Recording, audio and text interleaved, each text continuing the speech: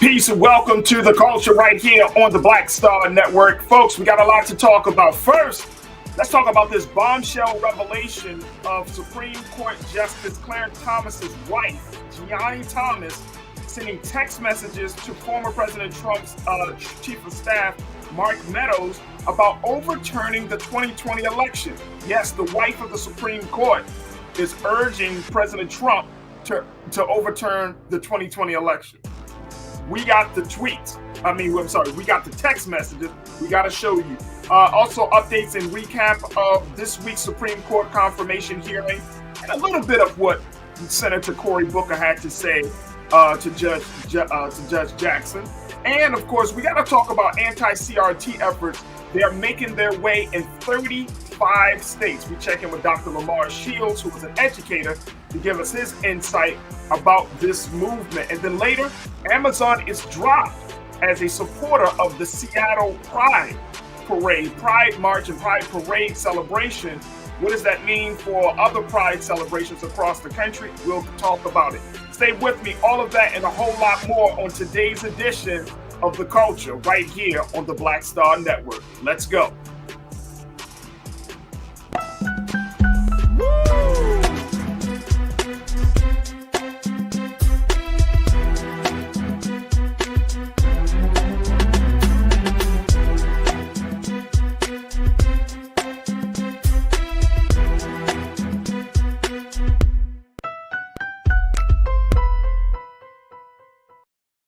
Folks, welcome to the show. Welcome to the show. So many things to talk about today, but I'm very, very excited about what we got lined up for you.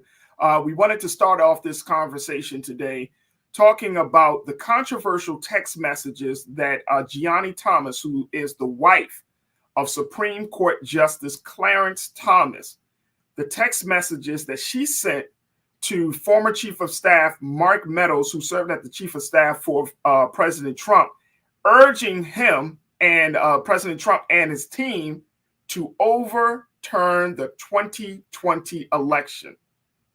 Folks, you heard me right. Here's the wife of the Supreme Court, of a Supreme Court justice, saying to a president and his team, you can overturn the 2020 election. Wow. I'm going to show you a little bit of what some of those text messages look like. I mean, many text messages, but we're also going to have a conversation with veteran attorney, Mr. Illegal Eagle. He's been dealing with civil rights issues for years, and we're going to have him just in a moment to join us for this part of the discussion.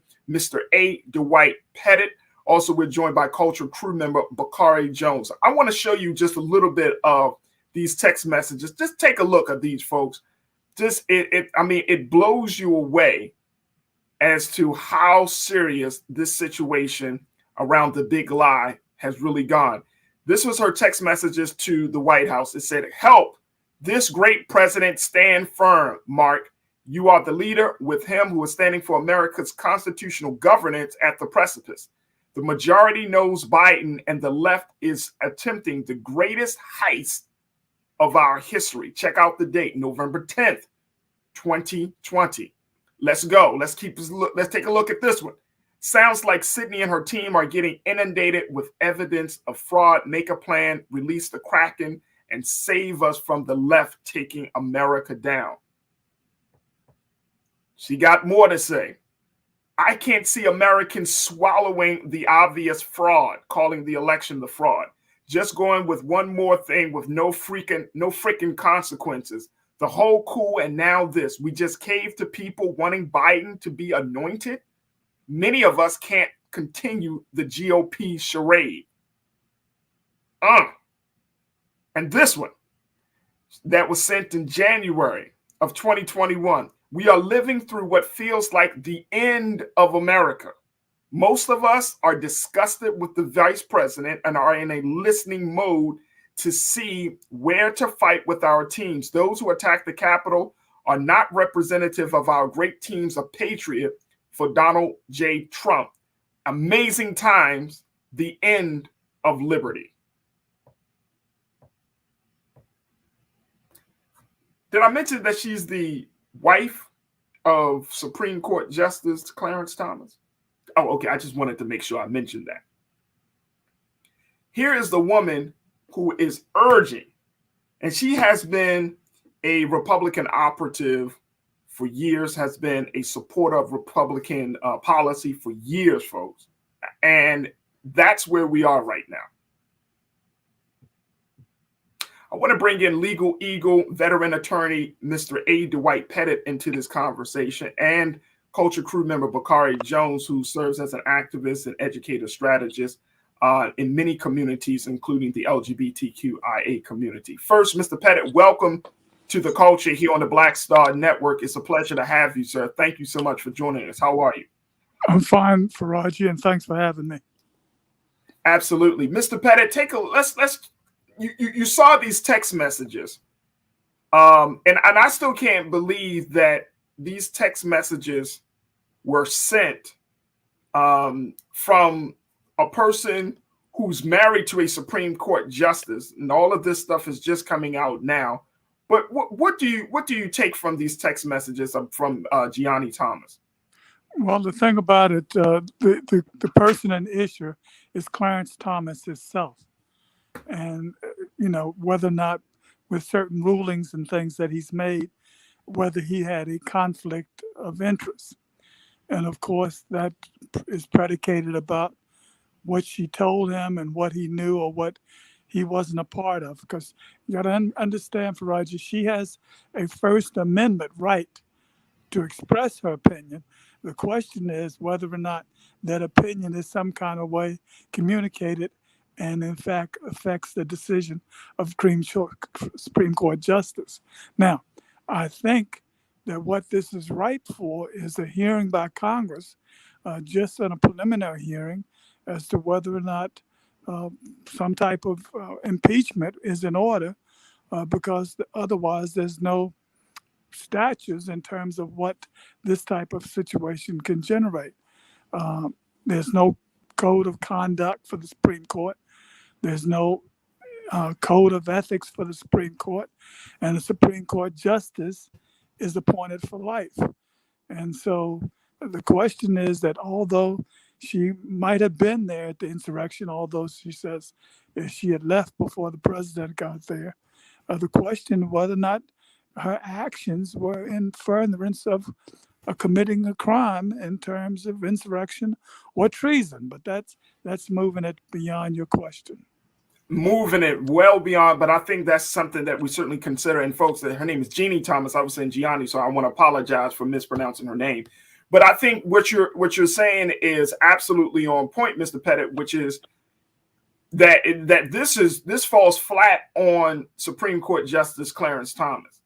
Now, of course, by her being in the position that she's in, it's hard to and you said the Supreme Court don't have certain rules because this has never happened. So this is really setting the precedent for this.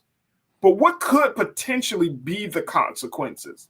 Because there aren't any conflict of interest policy for Supreme Court justices as well. Is that correct? Right. It's no rules of conflict. It's no rules of that restricts anything in terms of what a Supreme Court justice can do or not do. The major issue is her conflict of interest statements and whether or not she communicated those to Clarence and whether or not his decisions might have been affected by her communications. Now, here's a very interesting thing. She says in one of the quotes, as I understand it, that when talking to Mark Meadows, she is going to have a conversation with her best friend. Now, he has indicated before that that's how they communicate to each other. They have a code name to each other, my best friend. And so it would be very interesting if they have a hearing as to who she's referring to when she tells Mark Meadows after a conversation or text conversation with him that she's going to have this conversation with her best friend, and her best friend could be Clarence Thomas. And then you've got to remember also, in a legal context, Trump was trying to get his papers from January 6th suppressed, and it went to the Supreme Court, and all Supreme Court justices voted against him except Clarence Thomas. So you really have to, I think you need a hearing there to see who she's talking about in terms of her best friend, whether she communicated those thoughts that she had in terms of the insurrection and so forth to him, and maybe was his vote predicated denying Trump his motion to, in fact, suppress those documents, the discovery for the January 6th committee, whether her conversations with her best friend could have, in fact, affected his decision. Now, when you say what the consequences are, the consequences right now, from what we know, he should recuse himself from anything involving January 6th and the insurrection and the investigation in terms of Ginni Thomas that's ongoing right now. So, and I mean, the way you just broke it down, Mr. Pettit, it just sounds like it's one of those, you know, like the term she used, best friend. It's like I'll rub your back, you rub mine. It's all of this kind of like backdoor dealing. But I think the essential point of all of this level of communication is that, one, Donald Trump knew that there was already talk and plans that they were going to put out the big lie about the 2020 election, and it could be added to the fact of what happened on January the 6th. Even though Ginni Thomas put in that last text message from January, from the early part of January, saying that those who attacked the Capitol are not our representatives, they are not true patriots, but it's hard to believe that, considering all of the other communication that she sent, and considering everything else that has happened around January the 6th. So I know that if she was to be questioned about that, she could say, "Well, I denied that," and I'm wondering, will that really hold any weight in court or under any legal proceeding? Well, I think the thing is, Farajii, she was there, as I understand it, at the insurrection of January 6th. Not only the communications that she made with Mark Meadows, but the fact that she was a participant by her own admission until she claims that she left. Well, I think the question has got to be, in my opinion, did she do anything in furtherance of the criminal activity? And that was, in fact, criminal activity that day, because that was, in my opinion, bordered on treason to overthrow the election results, which was a Democratic part of the Democratic Party's procedure for the presidency, which was lawful and necessary for what was supposed to happen on January 6th. So the question becomes, was she a participant? Was she, in fact, making decisions, helping Mark Meadows to aid and abet the insurrection and, in my opinion, the treasonous activity? And what did she tell her best friend? Who was her best friend? And did her best friend, who I'm assuming is Thomas, act in terms of his responsibilities to the court and the Constitution, act in terms of furtherance of his opinions and beliefs, or did he act in terms of what his wife suggested, which to me would be a clear conflict of interest, and would warrant, if that's the case, it seems to me he would warrant impeachment. Oh, absolutely. Absolutely. I want to bring in Cultured Crew member Bakari Jones into this conversation. Bakari, listening to Mr. A. Dwight Pettit on this issue, what's going through your head?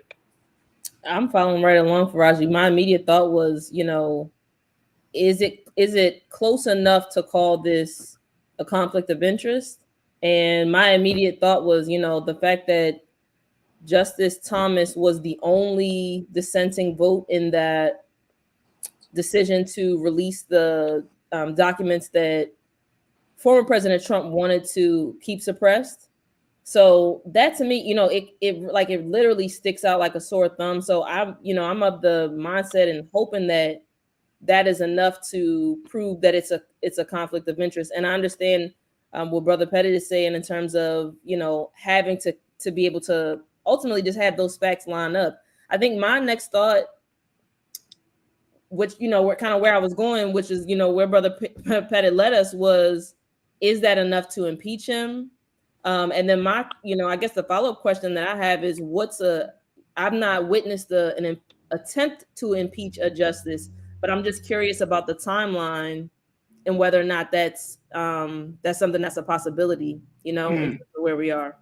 Yeah. Just chronologically speaking, do we have enough time? I know, my understanding is that we would need two-thirds of the Senate would have to vote to convict Justice Thomas. So votes aside, just chronologically speaking, is there enough of a runway, enough of a timeline to actually be able to make that happen? Or is it another distraction from a lot of other issues that we can be focusing on? Mr. Pettit, can you speak to that, sir? Well, I think Ms. Jones has hit it right on the head, but the timeline has to be governed by the events that are coming forth. And what the Republican Party is attempting to do is string all of this out in terms of investigations and everything else in terms of January 6th till after the midterm elections. If we don't, by way of the voters, come victorious in the upcoming midterm elections, all of these things that are being pushed and attacked by the Republican Party will be taken off the table, because the issue is going to be whether or not who controls Congress and the Senate and when the House of Representatives. So they're banking on all of these investigations and all of these committees, and particularly the January 6th Insurrection Committee, whether or not they can run out the clock and win the House or the Senate or both in the midterm elections, which are coming up. And that's why people have to understand all this, what we're seeing now, day by day, is an attempt to erode and slow down any type of legal proceedings until hopefully what they're trying to do is get control of the Congress. And then it all becomes academic. Brother Pettit, can I ask go ahead. a question? Do you think that Justice Thomas's hospitalization impacts any of this, just in general, in a general sense? Do you think his hospitalization impacts anything one way or the other? No, and unless he had been deemed to be unavailable because of his health, I don't see how it plays in, since he's now, as I understand it, he's out of the hospital and it was just simple flu. Right. And the impeachment of a justice, Mr. Pettit, would be the same process as the impeachment of a president. Is that correct? That's correct, according to the Constitution. Right. So the House of Representatives would vote on whether to impeach the justice in question, and then if the justice is impeached, there would be a Senate trial. Right. The Senate would have to convict, and so far, Donald Trump, because of his political connections, has been able to stave off 2 impeachments and several other investigations. So the man is real slick. That's why they call him Teflon Don. Yeah, exactly. That's Which why is they a call real him tragedy for this nation. Very real tragedy. So my thinking now that we have this situation, and of course it's like we have this, and on the flip side, of course, is the confirmation of Judge Jackson. But I know that there was a poll that was recently done with Gallup, and they said that the Supreme Court has its lowest public approval rating in history, in part because it is viewed as being overly politicized. What is your view, Mr. Pettit, that can change? That the Supreme Court would be less political, and because it's just becoming more partisan, just like Congress is.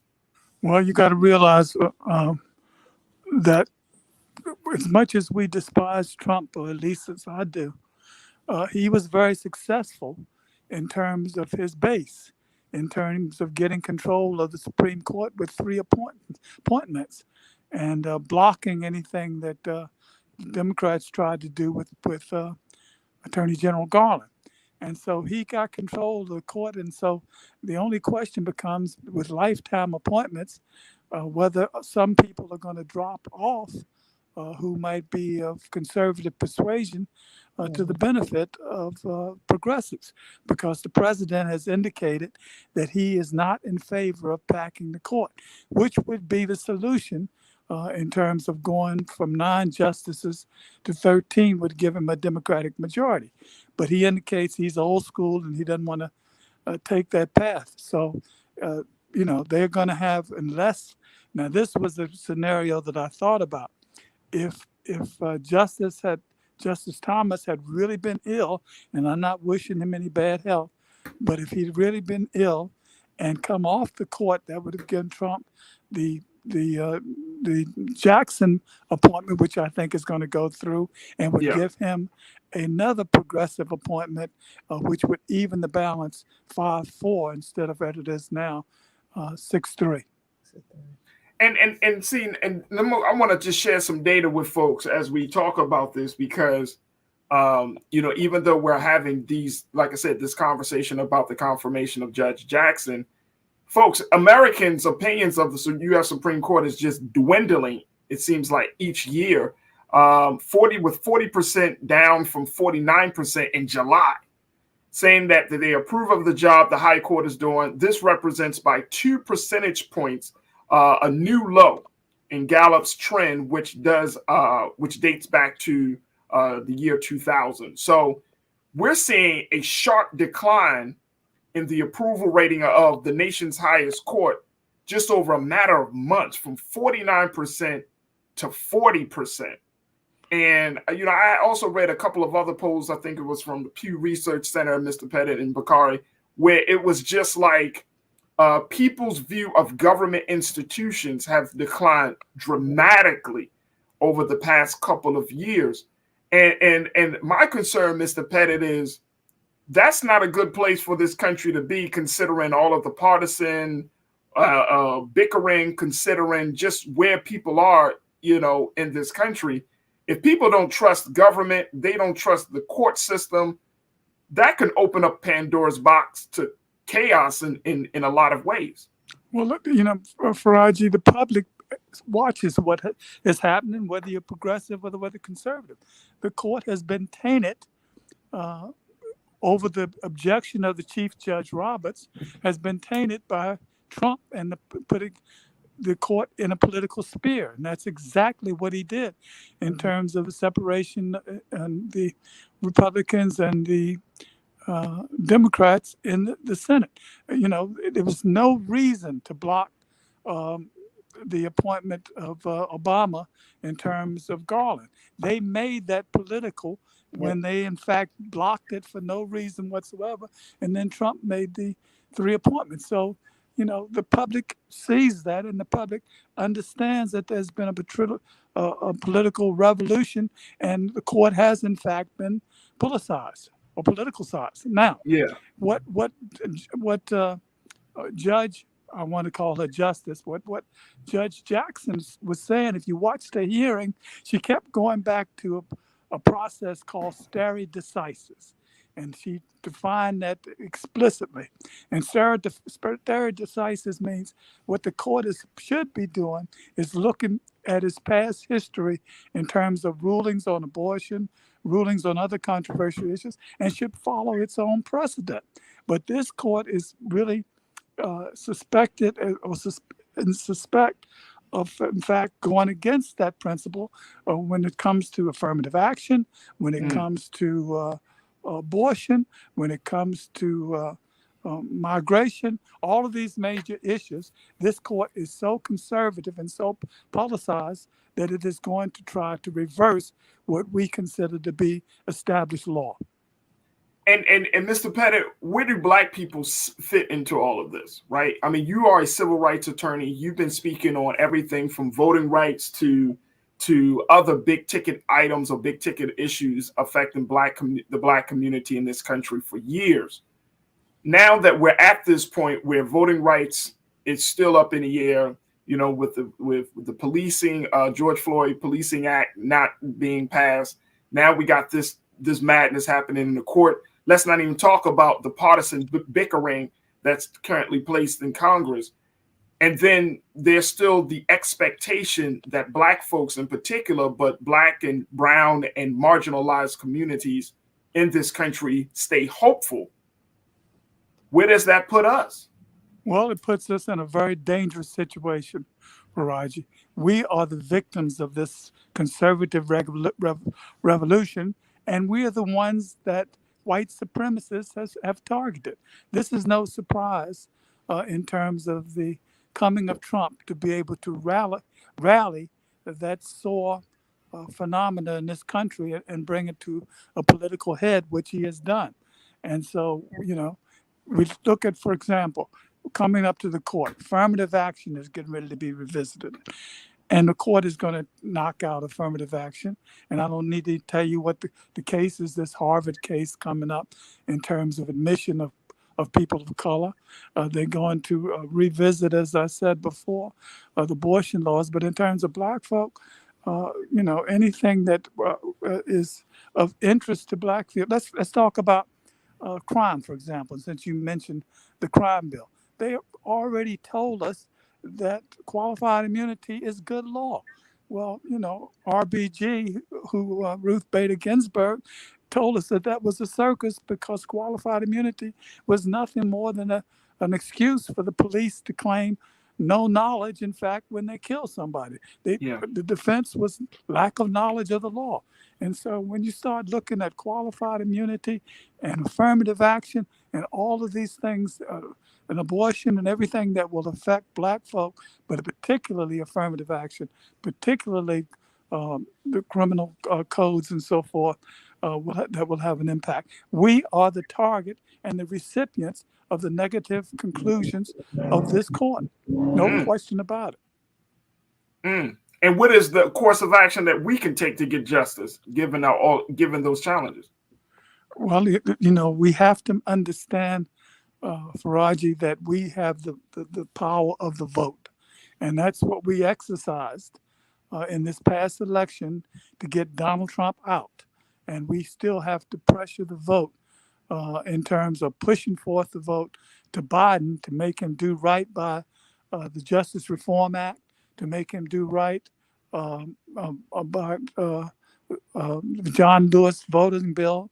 We have to give him the political power behind him to make him do.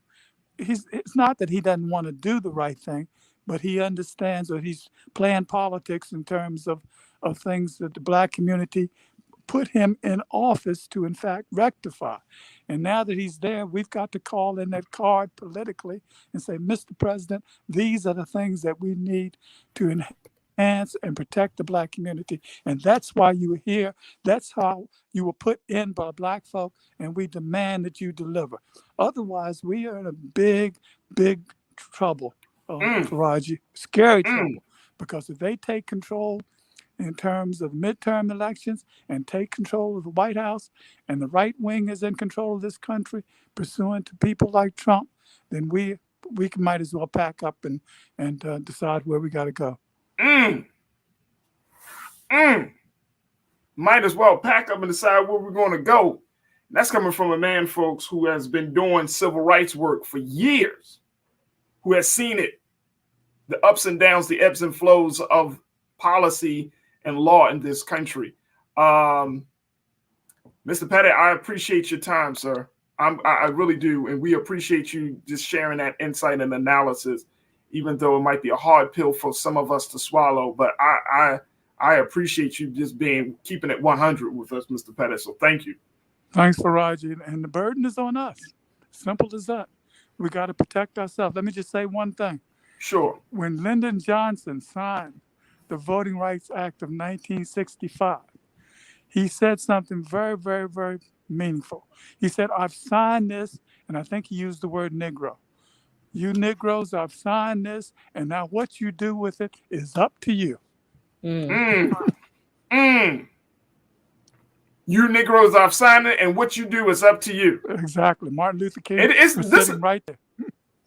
That's what I was thinking, because this got to be that same conversation. So you got to make me do it. Mm-hmm. That Dr. King had with Mr. Johnson at that time. So give me the power, give me the political power to do this. And he did. And then he turned to the Black community and said, now it's up to you. And we moved, across the country by the election of Obama and the election of Black officials, Black congressmen, Black sheriffs, and what have you. And in my opinion, that's what gave the rise of Donald Trump, because he was able to look at the right-wing supremacists and said, hey, they're taking over the country. And that's what stimulated this whole thing. He said, I've given you all this in terms of Trump, in terms of the right wing, but now nobody told you to go out and elect a Black president. And so that's what all hell burst out. And man, burst loose. Oh, man. Jeez. Mr. Pettit, again, we thank you so much for your time. You have a book out that's been considered to be a legal classic, Under Color of Law, where you talk about your personal story, but also talking about civil rights constitutional cases and decisions that have been made that you were a part of. And so we thank you so much for your wisdom and your analysis on today. And we certainly look forward to bringing you back on, Mr. Pettit. Thanks, Farajii, and thanks, Mr. Jones. Thank you. Have a good day. Bye-bye. You too. Man, oh man, folks, we look, let me just say, I'm going to take a quick breath right here. I got to take a moment, Bakari, because when you have, and again, I'm not even trying to, make this up, Bakari, Mr. Pettit's been out, he has his legal firm, his law firm here in Baltimore. But when he says, hey, if they get him into office, we might as well pack it up. Yeah. And he has seen how civil rights have gone in this country. Mm-hmm. And now we're on the precipice of possibly losing again. Big cases, big decisions, right? Yep. We're on the precipice of losing big policy. All I can say is we got to figure out a path to do something for ourselves politically, legally, because right now, it doesn't look good for our people, Bakari. Yeah, it definitely needs to be a more streamlined, a more coherent strategy. I think that, what this just reminds us, the fact that he was, able to break down the stretching out, right? Like so much of this litigation, it's a strategy and it's one that's working, so the question for me is what has to change? How do we pivot to be more on the offense in this same situation? So, and he's right. And there's not a lot of time between now and the midterm. So I hope folks understand that, and I'm looking up some information here, but I hope folks really understand that as powerful as the vote is, there has to be more done. I hope folks really understand that there's going to have to be an organized effort to bring people together to put that fire to the President Biden, to this administration, the same way that you saw with Lyndon Baines Johnson, and he's saying, well, you're going to have to make me, and you're going to have to get. We are in that same moment, literally, like we're in that same moment that we cannot expect for there to be any type of change politically, socially, legally, whatever. There can't be no change unless we are organized to facilitate that change. Yeah. And putting a demand on this administration without organization gives us nothing. It leaves us with nothing. It just leaves us with demands on a piece of paper that can be thrown in the trash. We need to be organized. We need to have some things in place. And I hope that between now and November, Bakari, that we at least have some strategies in place, because we may this time period that we're in now, it might be too short for some things to happen. But Right. We do have a presidential election coming up in 2024. Yes, we do. And the country can feel the presence of the pain that Black people have in being disregarded, neglected, and once again being our interests being put on the back burners. We got enough time to make that statement. We got enough time. Folks, we got to take a quick pause. When we come back, speaking of legalities, let's talk about what happened this week. The big history-making moment of the Supreme Court nominations for Judge Ketanji Jackson. We're going to do just a brief recap of what happened, but then just discuss it, what we can expect over these next couple of weeks as both the Senate and the Congress are moving forward on this confirmation and the big development that may put this confirmation right in the bag for Judge Ketanji Jackson. So stay with us. That conversation is coming up next here on The Culture on the Black Star Network.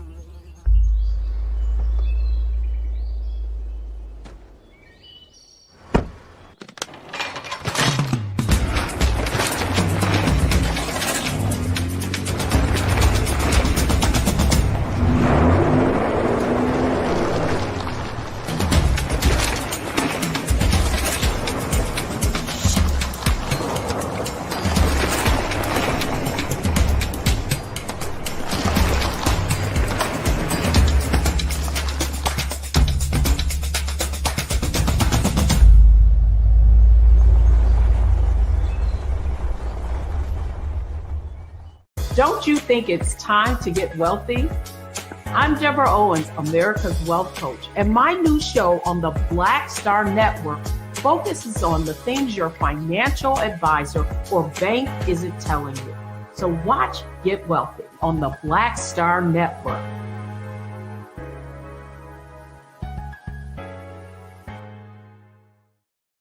Pull up a chair, take your seat. The Black Tape with me, Dr. Greg Carr, here on the Black Star Network. Every week, we'll take a deeper dive into the world we're living in. Join the conversation only on the Black Star Network.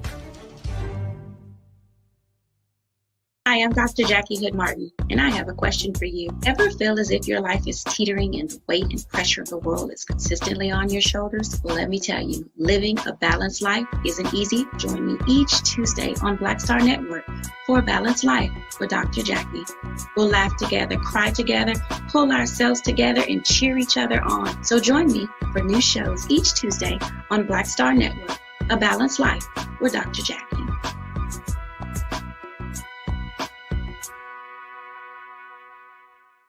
Folks, Black Star Network is here. Oh, no punches! I'm real revolutionary right now. Support this man, Black Media. He makes sure that our stories are told.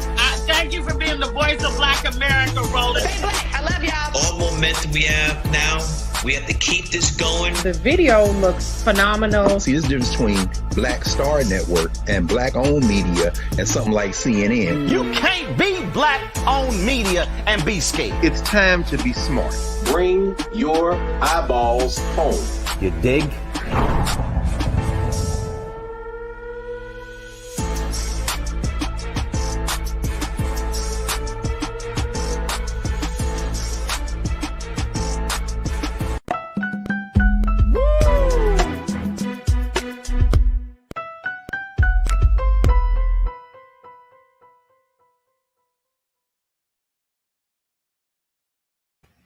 Folks, welcome back. Let's talk about the Supreme Court nomination confirmation hearings that happened earlier all throughout this week of Judge Ketanji Brown Jackson. First, let me just do this. Bakari, I think we can do this, ma'am. Definitely. Because that's all. 4 days of that madness. Yep. Let me just say 4 days of that madness. And it's crazy because it looked like a circus more than a Supreme Court confirmation hearing. You know, you would expect there to be more professionalism, more respect, more class, more facts. Instead, it became this, I don't know what the hell that thing was, but very nasty. You know, to Judge Jackson, thank you for keeping your composure. You kept your composure throughout. And I know that had to be a hard task to do with some of the questions and allegations and just some of the thoughts that were coming from the other side. I mean, it made, honestly, Bakari, it made Congress look silly. And it's, you know, it's like going back to that old saying, one bad apple can ruin the bunch. Lindsey Graham, who you seeing right there, and that joker, Ted Cruz. Josh Hawley. I mean, it's sad. I think the chairman, Senator Dick Durbin, he said he was saddened. He was saddened by what he saw taking place throughout the week, and just saw the display.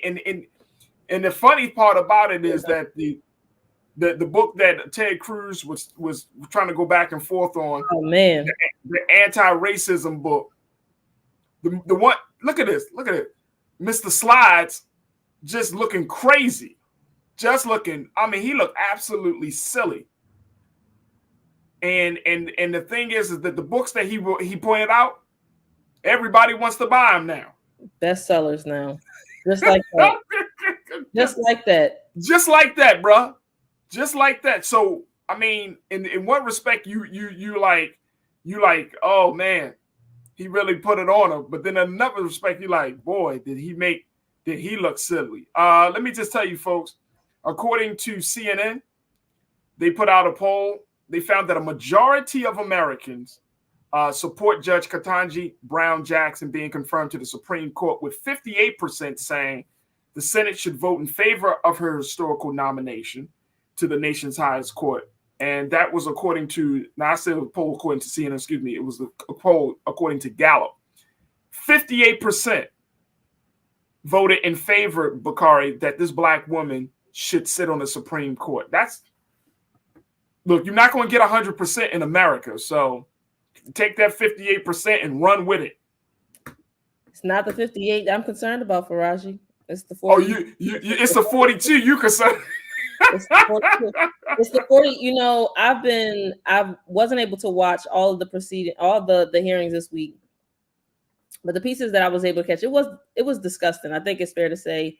I think for folks that are on Twitter, they agree. You know, the overwhelming sentiment of Black women or anyone that has been the only Black person in their workspaces and professional spaces sympathize with her, because they understood exactly what it felt like to be berated and for someone to attempt to humiliate you for hours on end. So on one level, it's exhausting, you know, but the thing that comes up for me is, you know, we got to peel back the layers and try to figure out the why they're taking this approach, right? And my understanding, and I'm still, you know, piecing together so many different things, but my understanding is that, you know, taking the angle of Judge Jackson having these lenient sentences related to child pornography cases, and honestly, just their displays during the hearings was not necessarily about the fact that they believed what they were saying, but that they believed that their supporters would believe what they were saying.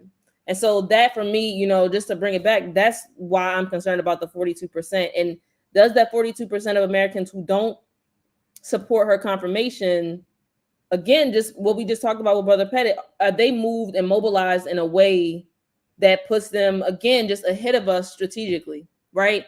The 58, you know, people say we're preaching to the choir. Are they going to have that same fire, you know, under them? Are they going to be as equally passionate in terms of calling their respective representatives to be able to put pressure to vote in favor of that confirmation? So that's, for me, you know, why I'm more concerned about the 42%. Very concerned. Here's the other part about it. and you know, because the Congress is pretty much evenly split with Republicans and Democrats, every vote counts. Literally. So when West Virginia Democrat, who I always question whether he's a Democrat or Republican, but West Virginia Democrat Senator Joe Manchin has gone on to announce today that he would be voting for her to be confirmed to be on the Supreme Court. He put out a statement saying, quote, "I met with Judge Jackson and evaluated her qualifications to be a Supreme Court justice. After meeting with her, considering her record, and closely monitoring her testimony and questioning before the Senate Judiciary Committee this week, I have determined I intend to vote for her nomination to serve on the Supreme Court." So by him saying yes, pretty much people are saying that it is ensured that she is going to be the next Supreme Court justice, because all of the Democrats just need to vote. He's going to vote. And then, of course, with Vice President Kamala Harris voting, is pretty much a shoo-in that she's going to vote. Plus, with that 58, nearly 60% of the American people saying, "Go ahead, let's move forward with her." I don't see any pushback. Listen, I'm looking at the numbers from the Washington Post, and even with Manchin, the most recent number is 43 in favor, 11 opposing, and 46 unknown. Yeah. Of that 46 that are unknown, 6 of those folks are Democrats. But even with the 43 that are in favor, 6, if we assume that the last 6 Democrats also vote in favor, that puts us at 49. So yeah. Is there another Democrat? Is there one that's going to vote in favor? Because that's, and really too, that's going to be the tipping point. So I am trying to send Sister Jackson as much positive energy as possible. I'm hoping that is the case, but I feel like I think we're going to have to wait and see. I think, because the conversation that we had a few weeks ago, you, myself, and Shaquaya, right? We felt wildly different. We felt like this was going to be. We didn't think that the hearings themselves would necessarily be a walk in the park, but we thought, statistically, numerically speaking, that this was going to be a given. And so of course the Washington Post, maybe they're drawing it out a little bit more in terms of, how quickly they're updating some of those numbers and those stats. But like I said, there's 46 senators now who are in that unknown category, and only 6 of them are Democrats. So to me, I think we kind of have to wait. I think we kind of got to wait and see. We do have to wait and see. And the good part about this, and people are checking in on our YouTube page and Facebook page. And let me make sure I want to share with just a couple of people saying, CW said, "Cruz no better. Look how he got to America across the border illegal." So people are going in on Cruz. Taylor said that whole thing was the things nightmares are made of. Shameful. What folks are saying that it, even though Joe Manchin has said today that he would support her, we know that he has changed his mind before on big ticket issues like this one. So we got to just watch him. Zeta Jones said, "Hey, let me be specific. Who cares about Manchin?" I agree. But it's unfortunate that sometimes big decisions rest on the shoulders of one person. Mm-hmm. And in this case, it may be Manchin, it may not. It could have been Sinema. I don't know. But, you got to take every vote. You got to take every vote. Joy Net LG said Joe Manchin has changed his mind before. Yeah. And John Crute said, "I hope Ketanji Brown Jackson gets confirmed." I think a lot of us are feeling the same way. Mm-hmm. And we are in a space right now where we need change. We need representation. We need change. Look, I'm just making sure that we put some things in place at this point, Bakari, that's going to lead to us winning something. Because right now, if Black people were to look at the scorecard in this country, we're like, what, 0-4? 100.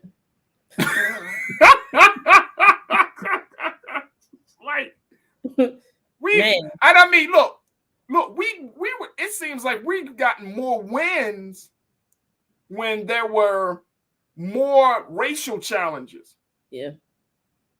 Right, the unification though, right? And so much of this, Farajii, we know is by design.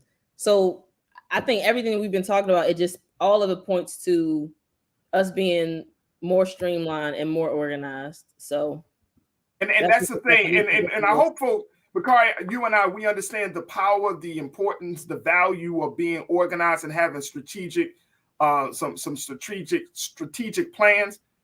And I hope, folks, that as you're listening to us today, I'm telling you, I am one that is a huge advocate of being organized.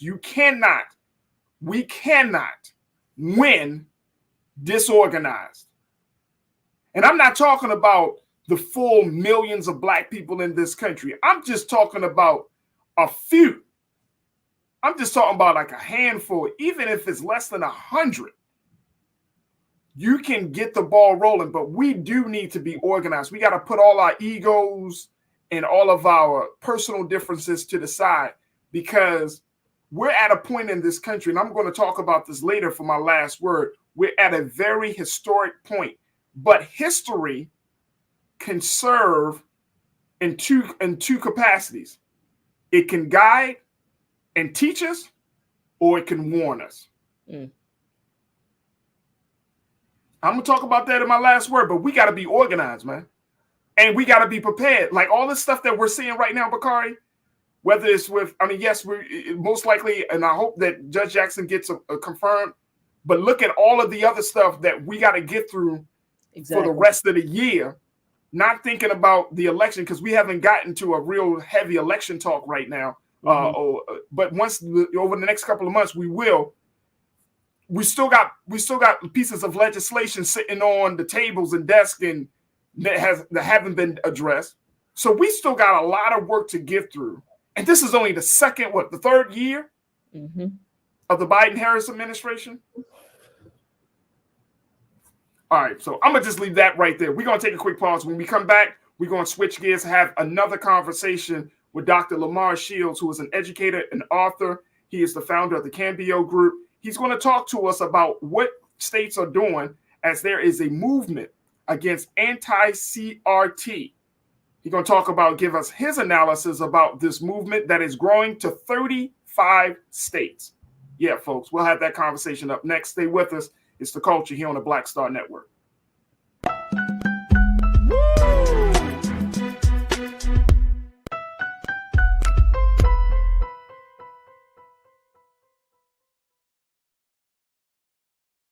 Don't you think it's time to get wealthy? I'm Deborah Owens, America's Wealth Coach, and my new show on the Black Star Network focuses on the things your financial advisor or bank isn't telling you. So watch Get Wealthy on the Black Star Network.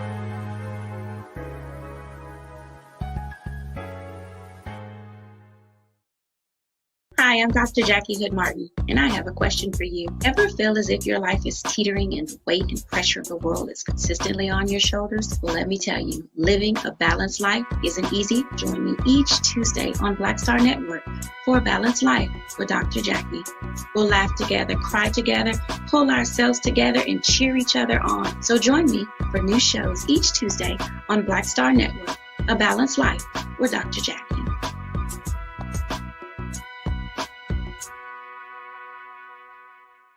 Pull up a chair, take your seat. The Black Tape with me, Dr. Greg Carr, here on the Black Star Network. Every week, we'll take a deeper dive into the world we're living in. Join the conversation only on the Black Star Network.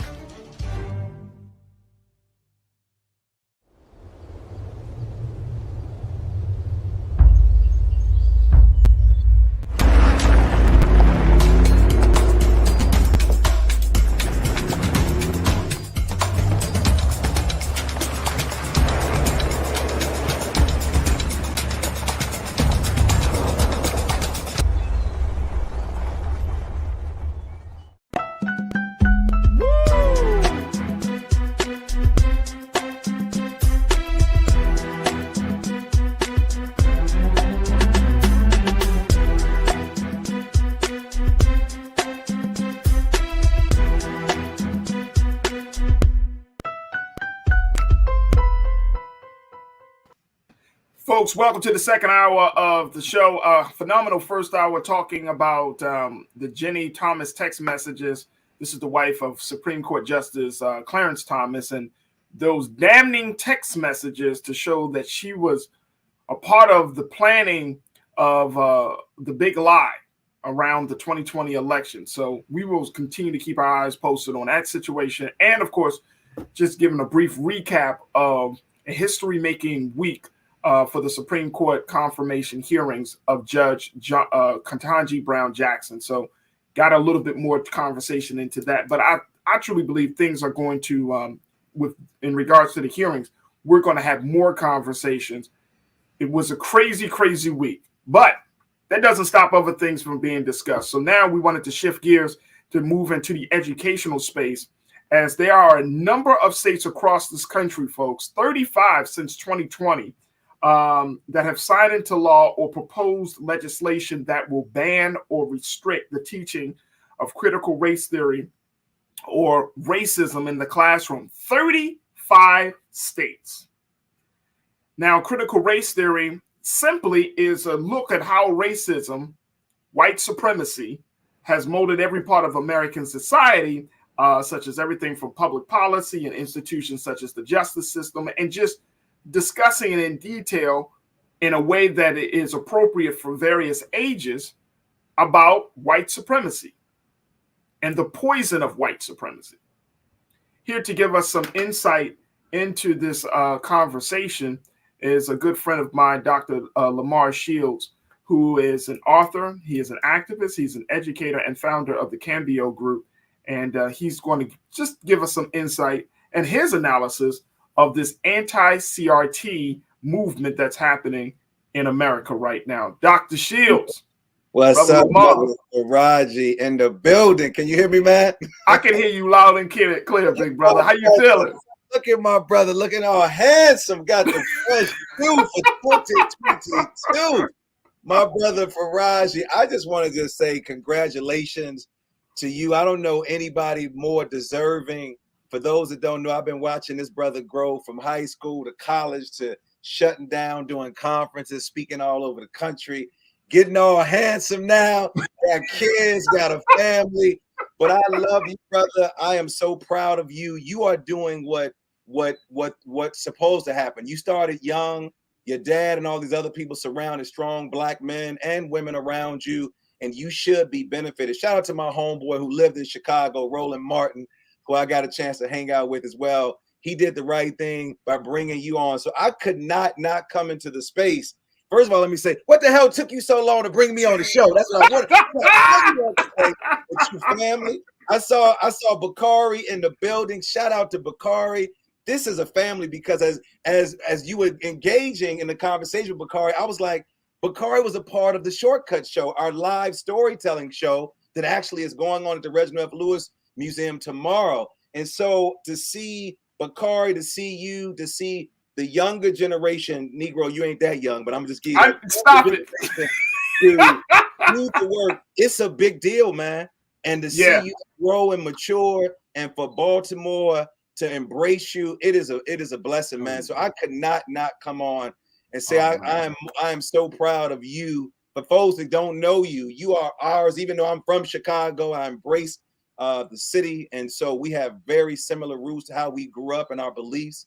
So I cannot say I'm more proud of a brother who's benefiting from doing the work, not only doing the work, Farajii, but doing the work on yourself, man. And so I just thank you for allowing me to be, as the old gospel song says, to be in that number, brother. I'm proud to be hanging out with you, man. And you're looking great, man. Oh, brother, you know, self-expression. Hey, brother, we growing and evolving and changing, and you know what I mean? But I really appreciate that, brother Lamar. I really appreciate that. I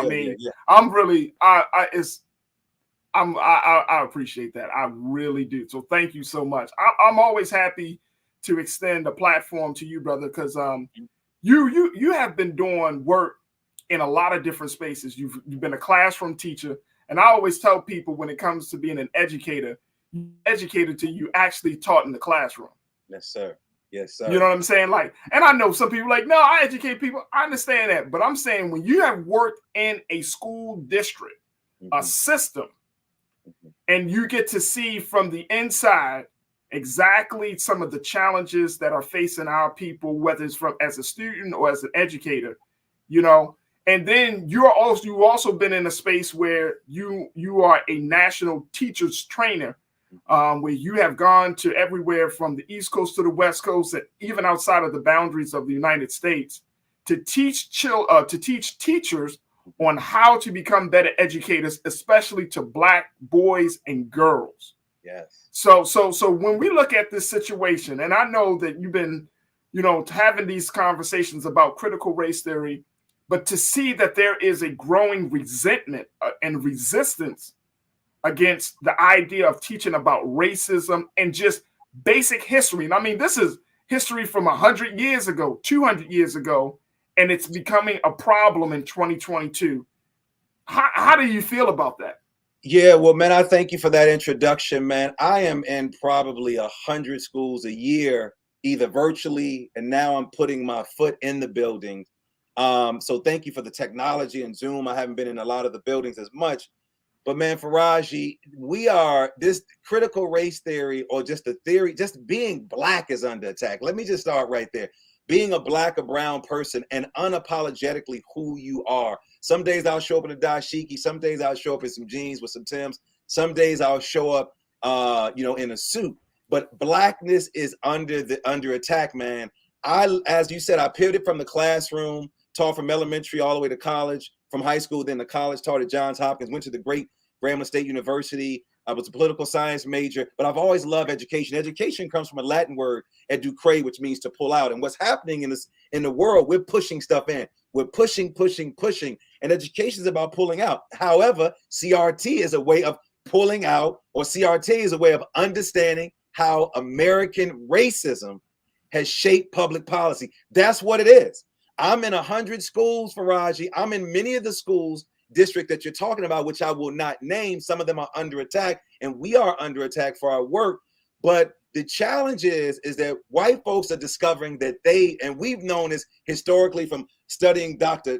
Ben, Dr. Clark, white folks are the minority on this planet, and it is making them nervous. So when you talk about CRT, it is a way of understanding how a system has shaped public policy. And what I've discovered when I'm walking into buildings, I've yet to see people who's actually teaching this theory, which is an academic concept that came out before Farajii, you and I were on this planet, who the core idea is a social, we know that race is a social construct, and that racism is merely the product of some other nonsense. But the people that created, who I have a lot of respect to, Derek Bell, Kimberly Crenshaw, and Richard Delgado, I use Kimberly Crenshaw's work, which is this intersectionality that she created as a legal scholar. So we're talking about legal scholars, where she coined this term, and I want to say in 1989, to describe how systems of oppression overlap to create distinct experiences for people with multiple identities. What she discovered is, she says that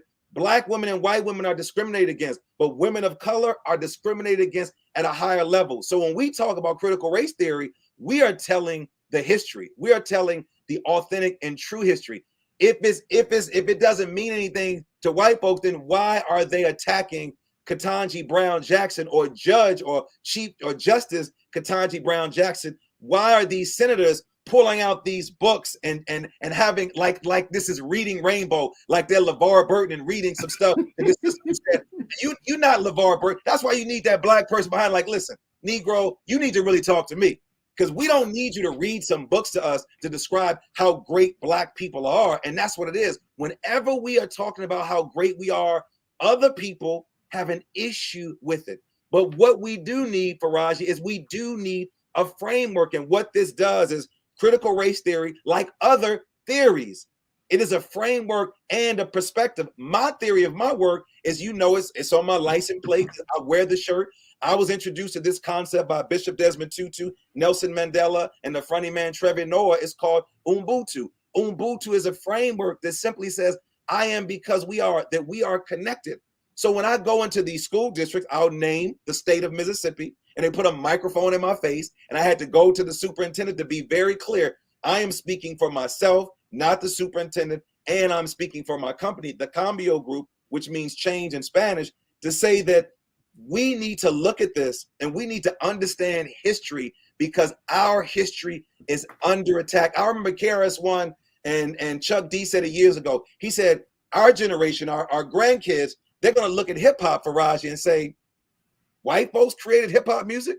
Just like this funny cartoon that was out of this little girl who was with her grandfather, and he took her to a building, and the little girl, Farajii, said, and you went in there to go to school? Because in her mind, school is now online. In her mind, school is electronic. And so critical race theory is not a synonym for culturally relevant teaching. Let me, as we say in Spanish, más despacio, let me say it again. Critical race theory is not a synonym for culturally relevant teacher, which is something that many teachers support.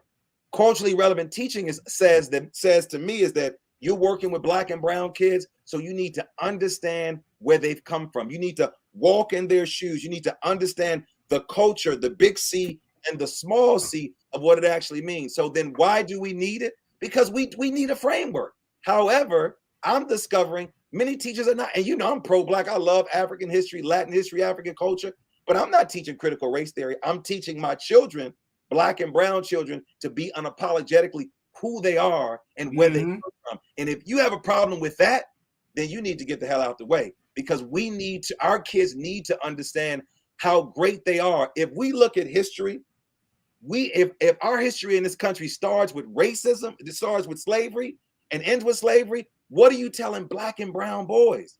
Come on. What are you telling them about their history? That our history is bigger than this. That's why I love the book, The 1619 Project. And see what's happening with these white folks who are attacking Justice Brown, what they're doing, Farajii, and it is not working. They are trying to pull out all the Black scholars and then say to this sister, well, I know you've read the book, The 1619 Project, Nicole Hannah-Jones. I know you've hung out with this person. And the sister's like, yeah, I know those people. Yeah, I've read those books. But if you look at my record, am I pulling those things out in my record? And so it's important to be unapologetic who we are so they know up front. And I love when she came out, she said, the very first thing she said, Farajii, yep, my uncle was incarcerated. Yep, he done been in jail. Yep, and so and so. So you can't use that against me. And so watching her play this game of Aikido, and then watching my brother from New Jersey, Cory Booker, who I met when he was a mayor, and said, ain't nobody gonna steal my joy. That's what we need. We need that right there. So what does any of this have to do with education? Scholars who study critical race theory in education look at how policies and practices, Farajii, affect our children, because there are policies and practices that are in place that are destroying our children. Now, the work that I do is centered around equity. I come in and we're looking at policies, but before we get to policies, Farajii, we're looking at the practices in the classroom. How are you engaging young people? Not just the policies of the school system. How are you engaging young people? How are you talking to them? How are you greeting young people? And so we've been very successful in our organization. My partner Marina is white, and I'm a person of color, and we come in and we hit them from all angles. And what I love about her, she says this to me. She says, Dr. Shields, when I'm the minority in the room, I'm gonna let you speak more. But when I'm the majority in the room, I'm gonna speak up, because we understand. She's speaking to the white women because she was a white woman who taught in a Black system. And she says, let me humble myself and be quiet and hear what these other people have to say. And so, yes, these states are under attack, but we're coming in through a different way. And that's why I told you, Farajii, when you called me, I got to be real mindful of how I approach the conversation, because it's not that I'm afraid that they're going to pull me out, because I'm speaking truth, what I'm saying, and I'm backing it up with data and research. So when you back it up with data and research, like our sister is, who's sitting there being berated by these white men who would not talk to a white man the same way, that if that was a Black man there, they would not attack him. They would attack him, but in a different manner. And so I'm for anything that's celebrating the greatness of anybody, but I'm against anything that's disrespecting any other culture. And this framework is not disrespecting any other culture. It is backing it up with research and data to support it. That is right on time. I want to bring in Bakari Jones, culture crew member, as part of this conversation as we talk to Dr. Lamar Shields there. Bakari, I mean, Dr. Lamar Shields really Brother Lamar just laid it out in terms of just talking about this movement. Mm-hmm. And one of the things that I'm always concerned with is the fact that as much as there is this attack, whether it's in the classroom, whether it's with the curricula, that we make sure that same fire that you got, Brother Lamar, is felt by parents. It's felt by community members, because when children get out of school, they come home. When they leave the house, they hang out in the community. And if the parents and other community members aren't on the same page as revolutionary and progressive and thought-provoking educators like yourself and others within the school systems across this country, then the message gets lost, because they're going to come home and it's not going to be reinforced. Bakari, what's your take on that? First, I just got to say hey to Dr. Shields. It's good to see you. Good to see you. Last time you went flew up the stage for us and did man. Thank you. You never know who you're going to have on the show, Bakari. You never know who we're going to be booked on the call. That's all I'm going to let y'all know. Reunited, just like that. So this is interesting to me. Okay, so during the storyteller series that I participated in with Dr. Shields, we had what I consider in the category of like wraparound services. So we had somebody in the back helping us with posture and yoga poses to make sure we were breathing deeply to be able to perform this story. We had coaches that were getting us, in the right mindset, working on all those things. And it was a week before last, Farajii, we talked about the Don't Say Gay bill and kind of the need for these wraparound services in the classroom when we're talking to young people to address the discomfort. And I use the word discomfort because that's my understanding of what the governors that have been able to oppose critical race theory, that's the word that they've used, right? They are opposing it on the grounds of discomfort. So my question for Dr. Shields is somebody that's been in and around the classroom, what would those services look like to be able to support Black students and to support non-Black students in having these uncomfortable conversations? That's the way that it's framed. So what does that look like to you from a proactive standpoint in terms of reframing it? Well, and I thank you for bringing up the Shortcut Show. We have one tomorrow that I'll probably get a chance to talk about later on. You talk about the power story. I want to talk about that. Story is so powerful.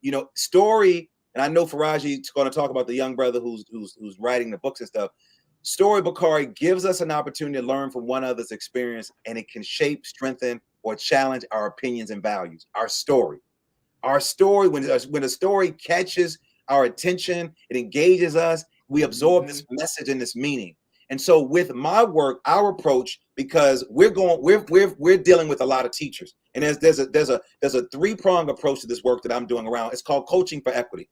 One is that we're engaging strategies. We're helping teachers learn new strategies to compassionately interrupt inequities, to passionately. And when I say compassionately, because people can beat themselves up. They feel that they are a part of the problem. And I always say, what are you willing to invest and divest? Secondly, we're helping people to identify ways to explore and shift their beliefs in a coaching conversation. Thirdly, the goal is to help them to deepen their will and commitment to interrupt these inequities and build their resilience to do so. So if I can get you to interrupt those things when people are called, or they're othering people, if I can get you to interrupt. But what happens, Bakari, is that people feel that you're asking them to give something up. So when you talk about this conversation of critical race theory, or the conversation that we have around equity, which is another word that they're starting to pull out, people are concerned that you're going to ask them to give something up. The issue is it's not bad that you're going to give anything up. I learned this when we had a lawyer, Dwight Pettit, that came on WAA years ago, Farajii. He said, I vote for people that's going to protect my sugar honey iced tea. And it didn't make sense at the time, but we vote for people that's going to protect our stuff. But we don't want anybody to take anything away from us. And so when you look at that equity image of the three young men on boxes, one kid is on a box, the other kid in 2 boxes and 3 boxes, and then we shift to 1 box, and then that parent says, Bakari, well, why did you take the box from my son? Well, your son can see over the fence. He didn't need the box. So then the parent says, don't tell me what my kid needs. So then I say, well, let's not talk about need. Let's talk about fit, and let's remove the barrier, that fence. And so again, what are the barriers that's getting in the way of the success of children? Equity is not about fairness. That's equality. It's about giving kids what they need to survive. And so when you talked about the Shortcut show, you mentioned it. You had a coach. You had a coach that helped you shape your story, who didn't have to walk your shoes, but help you shape your story. You had someone that's culturally connected to you, who understood the culture that you came from, the big C, not the little c, or the big C and the little c. And then you had somebody to help you breathe through that process. And so when we're having these conversations about equity on equity, it's not always about race. It could be about gender. It could be about neighborhoods. It could be about how we engage one another. I listened to this woman who gave a TED talk about how she was berated because she would, black folks, we say, instead of saying ass, she says axe. We said axe. I grew up in Chicago. We used to do the same thing. Y'all know what I'm talking about. You done said, right? Was like, Lamar, you're not going to kill me with the axe. I was like, dude, actually, that's what we want to do. But then, let's tell the story, Bakari, about how that was a trigger. That we heard somebody say that, but there was a language in her neighborhood in Harlem that was supported. But she had to learn how to switch her gears. And so my work, and I'm glad you asked the question, is I want to help people to deepen their will and commitment to interrupt it in a compassionate way, because we do beat ourselves up. I know some dope white folks that are doing some great work, but I also know some black folks who are struggling, who look like our kids, but still can't identify because they come from a different world. And so again, this is a way to elevate the greatness of our children. And what better way to say it? I mean, to try to discredit one of the books that I love, the 1619 Project, this new origin story about what happened when the first Africans, not slaves, the first Africans came here, and the consequences of slavery and what it did. And you read just an excerpt, you're going to discredit these researchers. And so again, you have this senator who's going to try to divide two sisters who are dope as hell. You think she's going to throw her sister under the bus? Because in the end, we still got to come back to our communities. We still got to come back to our communities and then support one another. So I love how she's playing that to say, no, you're not about to let me, but I'm sure that the people that they're trying to throw under the bus with her, they already know. We know you ain't got to speak highly of us, sister. We know what you need to do to maintain it, because once you get up in there, then we got your back. And you know what? That's the place we got to be, Brother Lamar. And that's why when we see like Governor Ron DeSantis of Florida, and you see like very high profile political leaders who are taking a hard stance about this, I mean, it makes the climb even harder. What do you recommend, or how should we move forward in combating that? Well, I got to say, I am in that state. Like every state that you bring it up, we are there.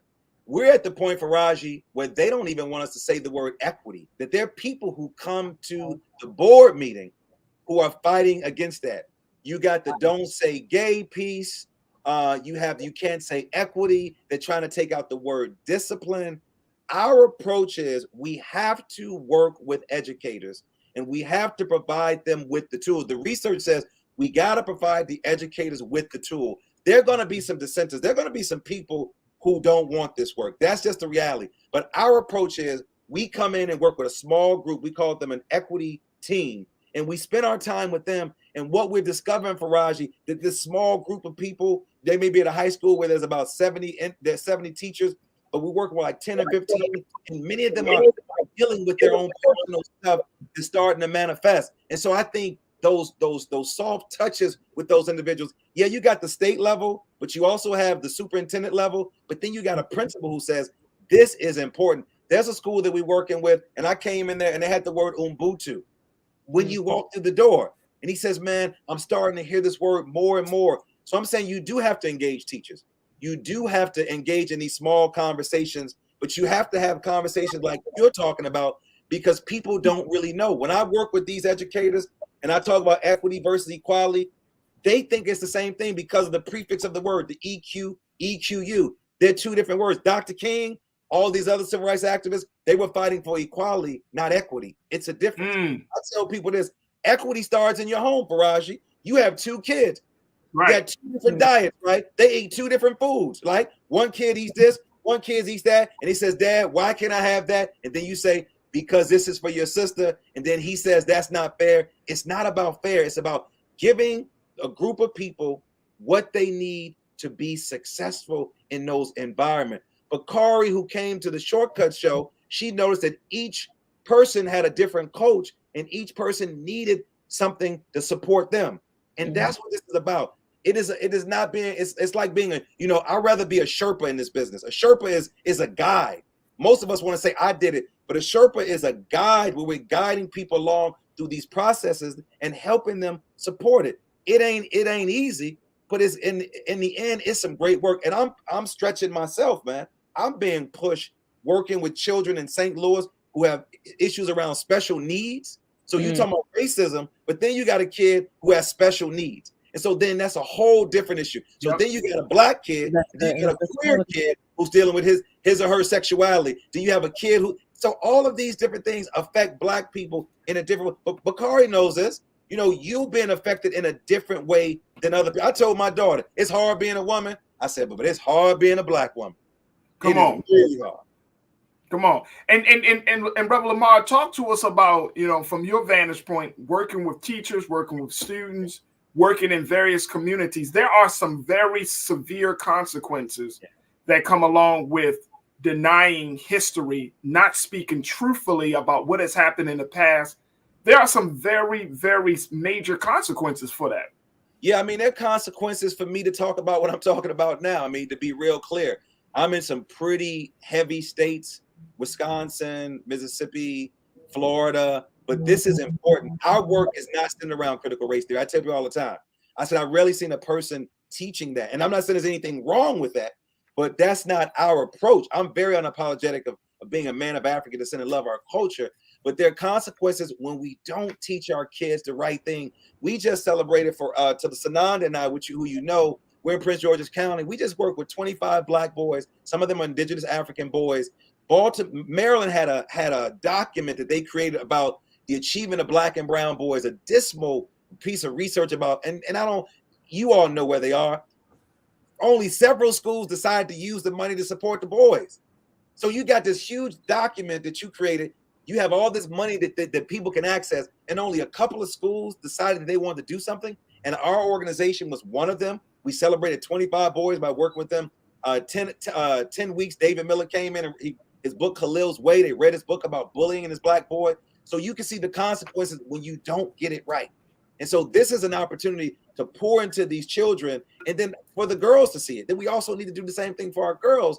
But again, history is so important, because the reality is, when you control that pen, it says a whole lot about sort of where you are. And so again, if you are not allowing these young people, to be who they are, our greetings, Farajii, when I walk to any building, it's a greeting that comes out of South Africa, and it says Sawubona. And Sawubona says, I see you. It says, Bakari, I see you. And it says, Farajii, I see you. And for those who remember, there was a TV show called Romper Room where this woman would say, I see you. And Farajii, this guy said to me, he says, but she never saw me. I want you to think about that. He said, but she never saw me.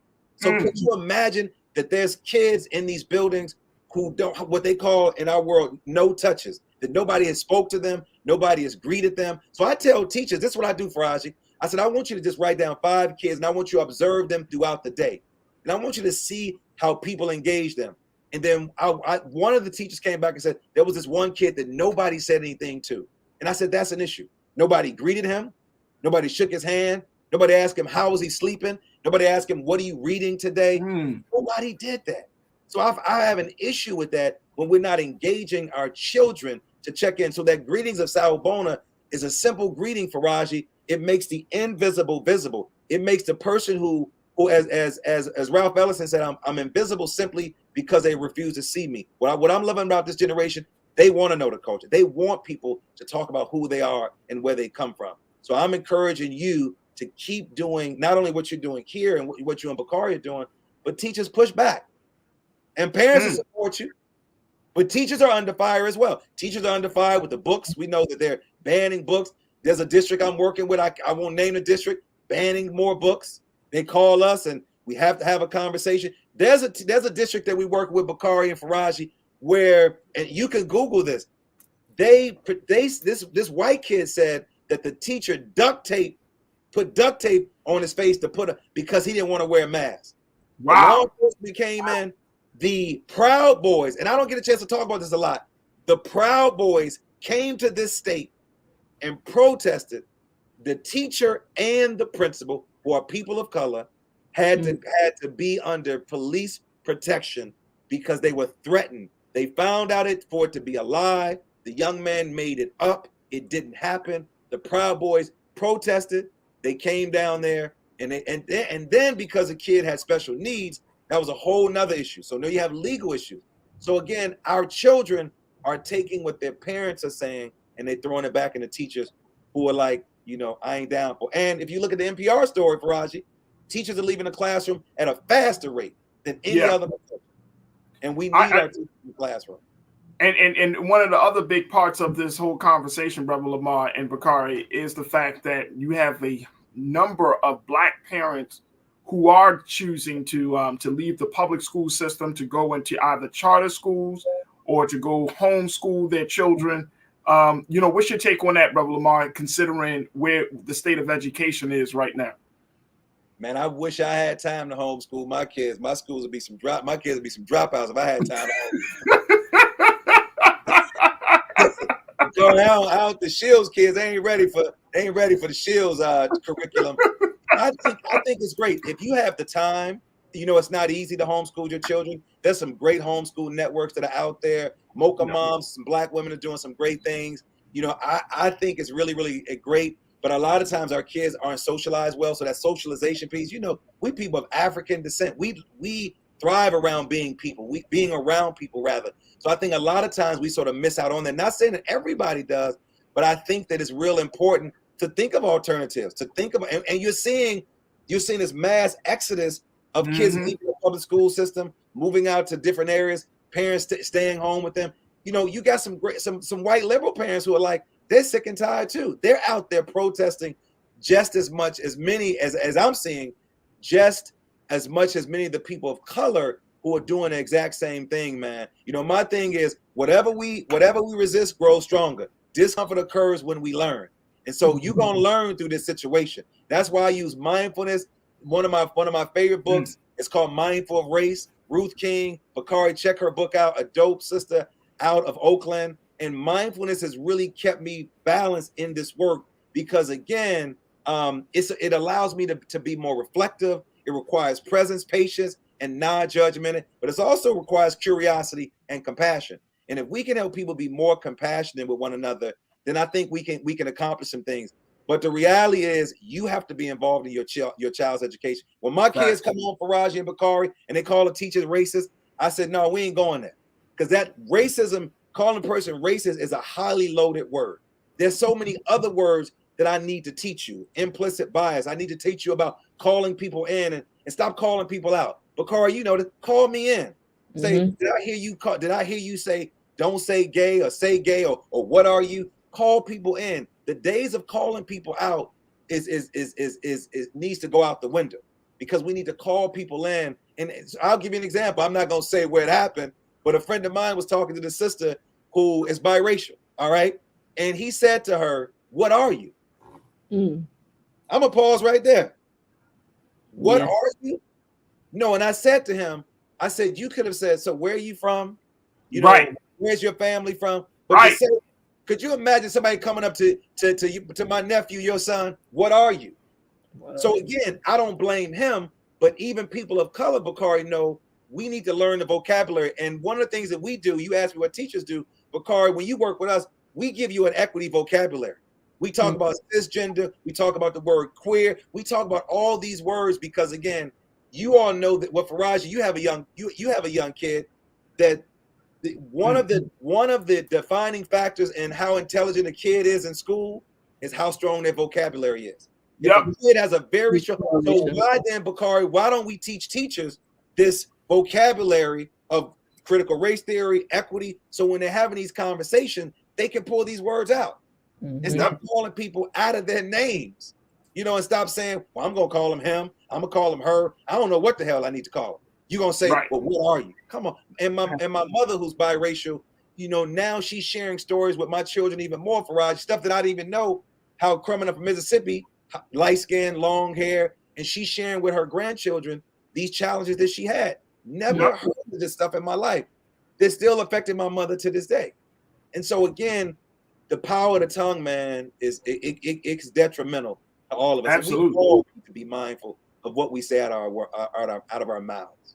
Absolutely, brother Lamar. It has our time has been very, very well spent. How can people get more information about the work you're doing, brother? Well, man, tomorrow and Bakari, listen, we have the Shortcut Show at the Reginald Lewis Museum. Shout out to Ford. Shout out to Smithsonian. It's called the Men of Change exhibit, Farajii. I know we're going to pull you in. It's an amazing exhibit.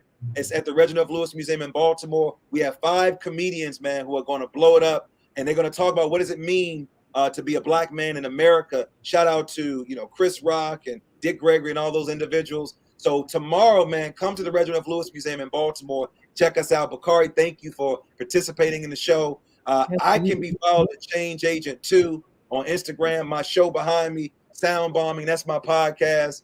I ain't big like Bakari and Farajii hanging out with Roland.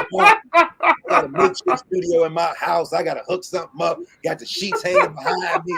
Got the clothesline and the sheets over there.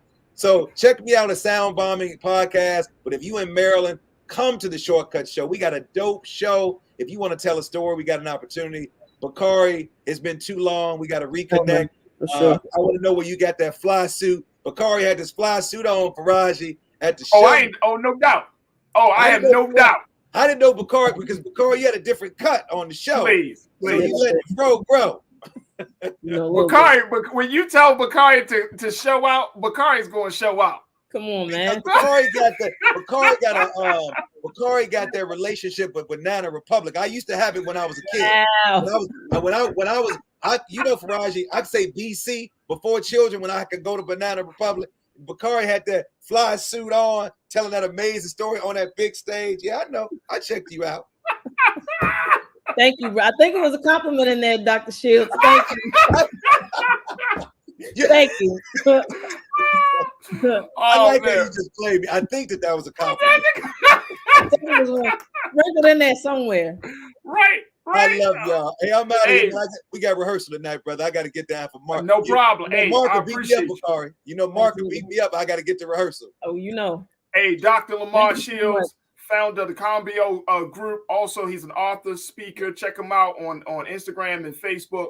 And Brother Lamar, we will be talking soon. Thank you so much, big brother, for being a part of this conversation. Love y'all. Folks, love you too, big brother. All right, folks, we got to take a quick pause. When we come back, let's talk about Amazon and how now the LGBTQIA community in Seattle said, Amazon, we don't need your support for Pride. Let's get into that discussion. And also, it's Friday, so I got to give you this week's last word. Stay with us. It's The Culture on the Black Star Network.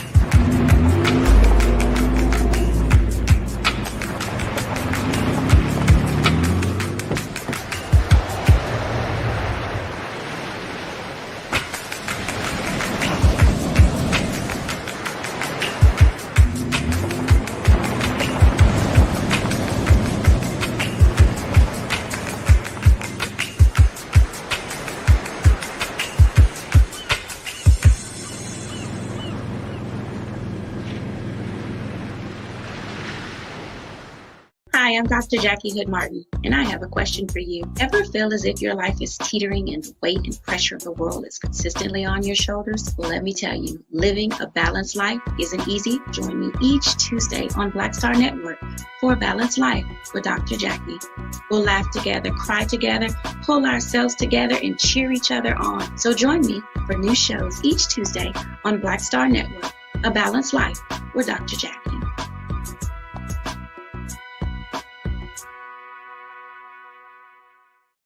Pull up a chair, take your seat. The Black Tape with me, Dr. Greg Carr, here on the Black Star Network. Every week, we'll take a deeper dive into the world we're living in. Join the conversation only on the Black Star Network.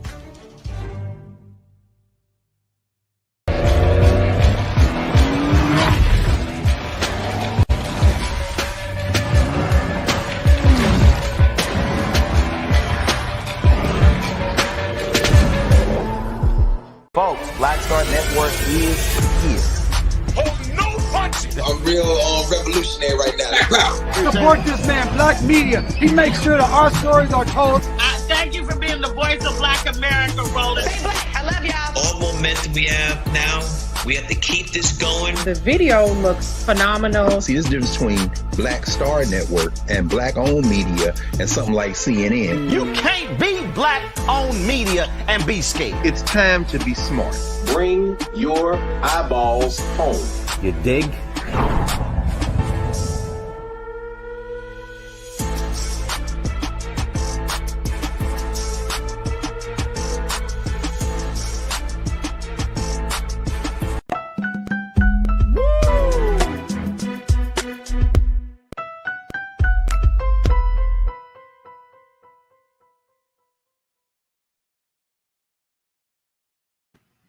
Folks, it looks like the e-commerce giant Amazon has taken a hit from a very, very important part of the community. Seattle Pride has cut ties with Amazon over the e-commerce giant's corporate donations and its alleged request to have its name as part of the city's annual LGBTQIA Pride March. Now, Seattle Pride was established to be responsible, which is a nonprofit group. They're established to be responsible to oversee all of the activities during the month of Pride in June, and they've been around since 1974. But the issue that they had with Amazon is that Amazon wanted to give them money in exchange for putting their name on the moniker. So instead of it being Seattle Pride Parade, Amazon wanted it to be Seattle Pride Parade presented by Amazon in exchange for $100,000. Now, this is according to the group's executive director, Crystal Marks, and she issued a statement earlier this week on Tuesday saying it is deeply concerned about the Seattle-based company's donation to anti-LGBTQ politicians and its fundraising efforts for anti-LGBTQ groups. Wow. She also said that Pride isn't for sale at any time of the year, but especially the month of June when our community comes together to celebrate.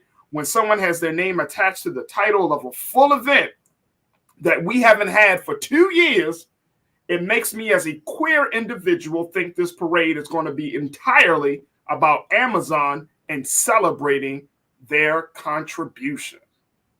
Want to bring in Bakari Jones, Culture Crew member. Bakari, you have been working on a lot of different LGBTQIA activities. First and foremost, have you ever heard of something like this happening before? Not necessarily on this level. I mean, I think that, people pivot related to their sponsors all the time for these types of reasons. So it's not unheard of, but I think it's to me, it's super interesting to see the Amazon. First of all, just the size and the scale that Amazon is.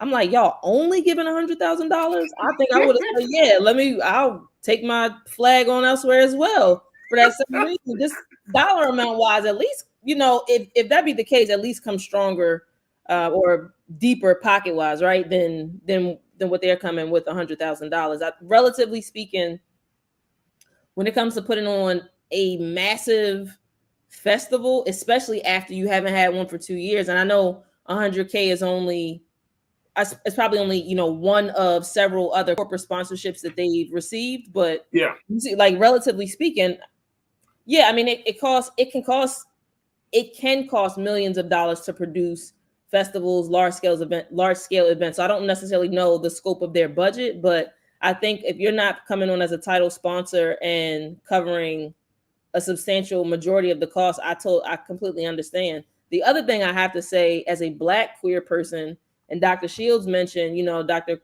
Kimberly Crenshaw, who coined the term intersectionality. This for me is also a really interesting topic, because typically, you know, when someone says Seattle Pride, right, it is generally speaking, it's open to everyone.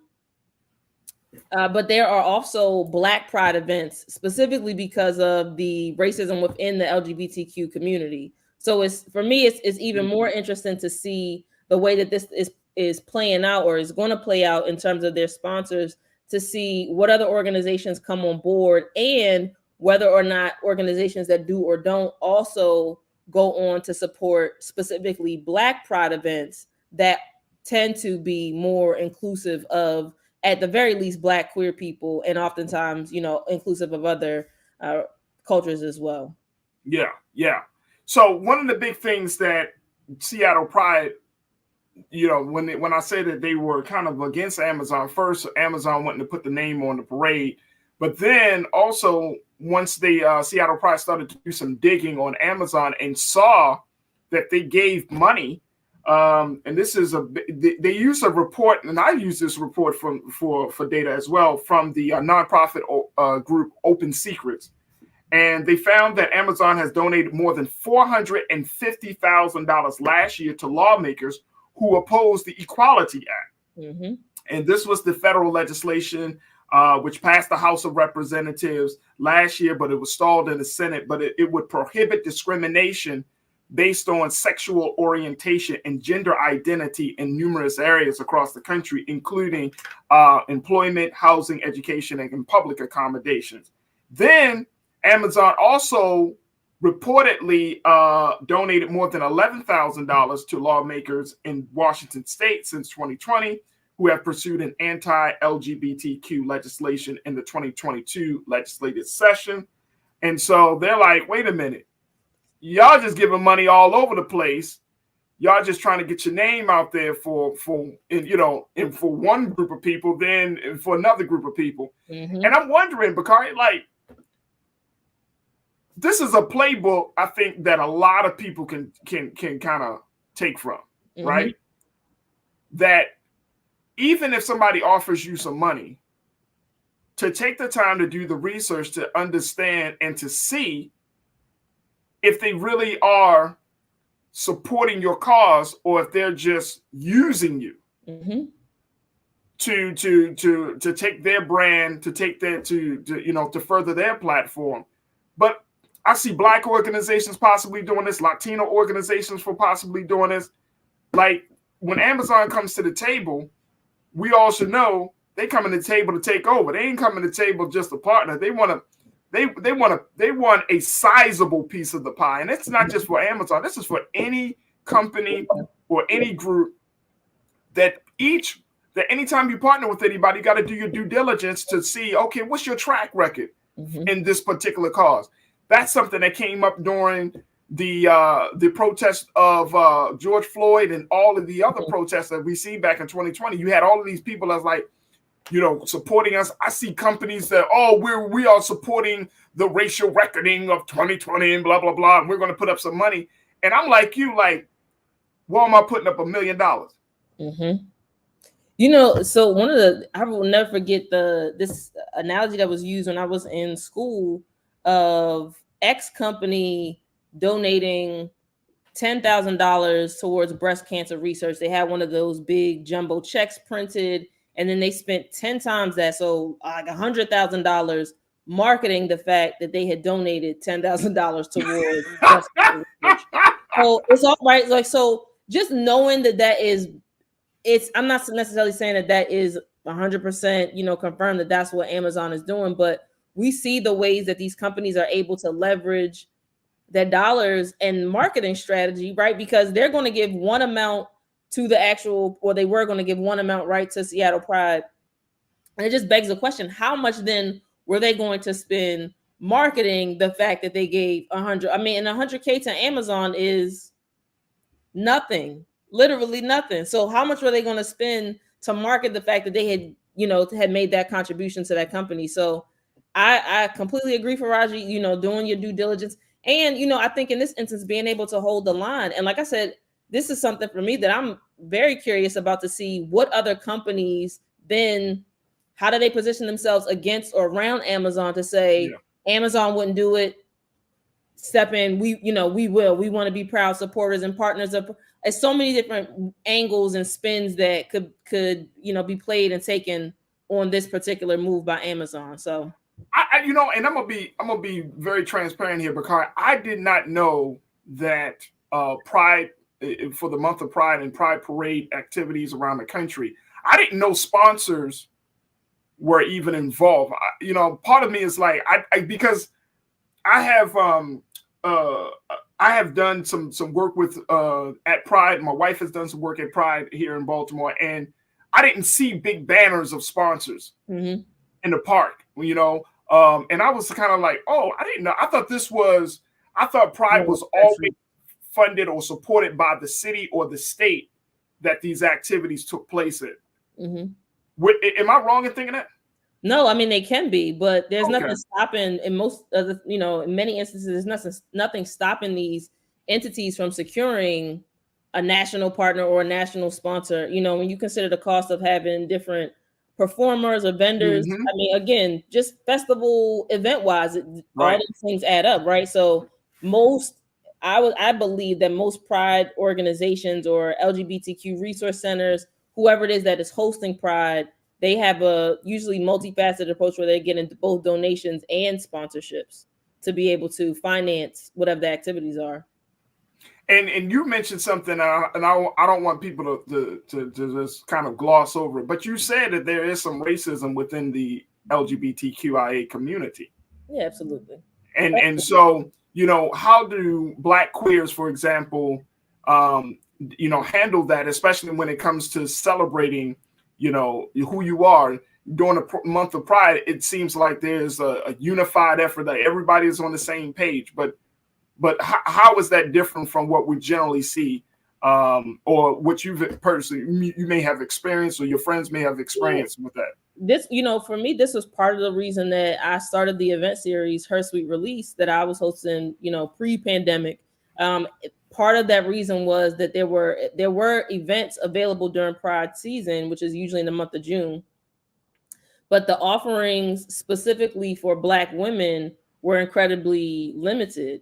And I remember one year I hosted an event, and Pride actually reached out to me and asked me to pay to list my event amongst Pride activities. So just going back to the sponsorship strategy, and approach, I declined it because I felt like, I know that I'm catering to an audience that exists. You all aren't catering to that audience, which is why I'm having the event, and you were asking me to pay to be.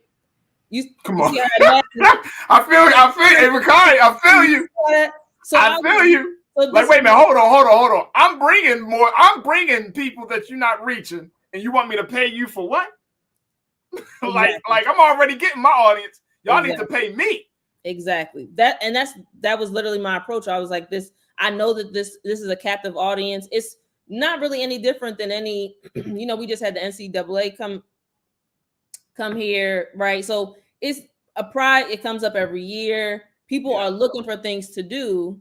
And again, there just wasn't anyone catering to that audience. I think that the racism exists internally, and a lot of times it doesn't, we saw it most recently, I think, in the state of Maryland around marriage equality. There were all types of political organizers who were working with Black people, arm in arm, around marriage equality to be able to get Black and brown people out to vote in favor of marriage equality. And once marriage equality was passed, those same predominantly white organizers vacated the same communities, vacated the same LGBTQ, bars, lounges, etc., because they, mission accomplished, they were able to pack up and head out. So it's also not that same level of solidarity across racial lines within the LGBTQ community until, and I hate to say it, but until, if there's something that requires the same way we've been talking about all day, when Black votes are required, then we start to see things shift and pivot towards and pander, honestly, towards this particular demographic. And it's a lot of times it's the same exact, it's just, a sort of ripple effect of what we see on a larger scale within the LGBTQ community. And it's fascinating. It's unfortunate. It's terrible. It's deplorable all at the same time, because again, you have these intersecting identities. So Black queer experiences, I think it's safe to say across the board, generally speaking, they're not the same as, white queer experiences. So. Right. And that's interesting. And I'm glad that you kind of, highlighted that, because I don't think people really understand the dynamics. You know what I mean? It's just like within the feminist movement, Black feminists and white feminists. Exactly. And I think, for as we've been talking about history and racism, I mean, it undergirds so many elements of who we are and how we live our lives and just so many things that it touches everything. It touches every one of us in some way, shape, or form. Yep. And the LGBTQIA community is no different, and is certainly not immune to some of the poison that comes along with being Black, a Black woman, a Black queer woman. I mean, it's just it's still a lot of barriers there. It's definitely a lot of barriers. Bakari, I appreciate you. You always bringing the fire on the Fridays for me. So I truly appreciate your time and spending time with us today and giving us your insight. You got any upcoming events or anything that you're working on that you want the people to know about? Not any events that I'm planning just yet. I'm still tiptoeing around, big bad COVID a little bit, but I'm a program manager over at Impact Hub. So if you know any Baltimore-based business for folks that are watching from Baltimore, please check out empowerbaltimore.com to potentially help your small business get your website up and running or refreshed. That's what I'm talking about. Bakari Jones, thank you so much for being so good for the culture. Appreciate you, brother. Absolutely. Folks, we got to take a quick pause. When we come back, my last word, stay with us. It's the culture on the Black Star Network.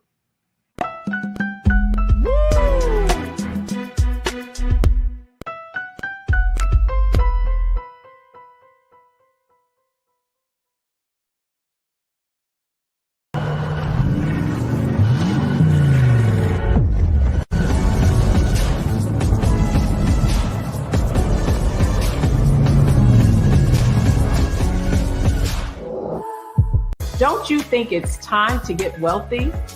I'm Deborah Owens, America's Wealth Coach, and my new show on the Black Star Network focuses on the things your financial advisor or bank isn't telling you.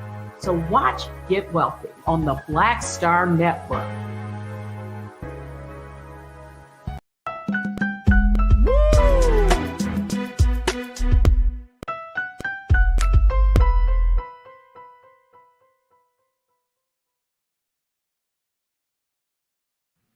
Folks, this week's last word is history.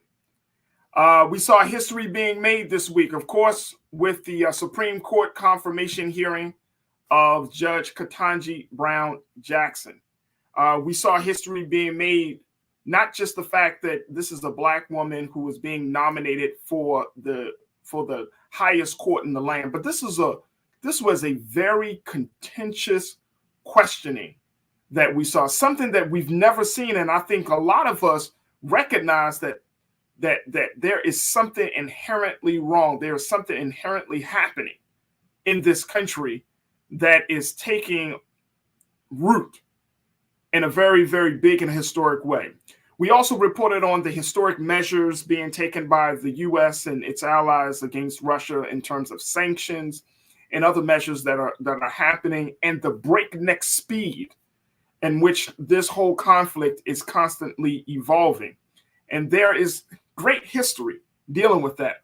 Of course, we continue to have these conversations, ongoing conversations about the philosophy, the idea of critical race theory. You just heard Dr. Lamar Shields sharing us a little bit about the work that he does, his approach. But there is history in that. And I'm bringing this all up because I truly believe that as we look at all of this history, as we are engaged with this history and involved with this history, there's a unique role that history has, and that is a unique role that history plays, as it can be used as both a teaching tool and a guide, and it can be used as a warning. This is why history has been known to us, and this is why it's important for us to know history, for us to teach history, and most importantly, to understand it in its fullest context, because in essence, history is really an expression of truth. Whatever has happened, let me just share this with you folks, and I got my notes here, but because I want to make sure I'm really speaking to a couple of quick points.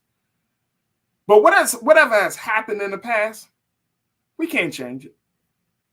It's already happened. And guess what? We just have to accept it, just like we do the truth. And so when we don't know or we don't understand the history or circumstance of the historic nature of a moment, then we are robbed of having the ability to see during uncertain times as we are experiencing right now, folks. So depending on the lens by which you are looking at things, right? Depending on the lens by which you interpret things, your interpretation of history will dictate how you respond. History will force us to make a decision. That's one of the compelling powers of learning those lessons. It would force us to make a decision, whether you will act or rest, whether you believe or disbelieve, or whether you will stand or sit still. Just know that we are in a time where we are going to have to make a decision, that we don't have the liberty to sit or the liberty to just know history. We have to make a decision today about whether we're going to make history. Just know that whatever decision you make, and that someone before you made the same decision.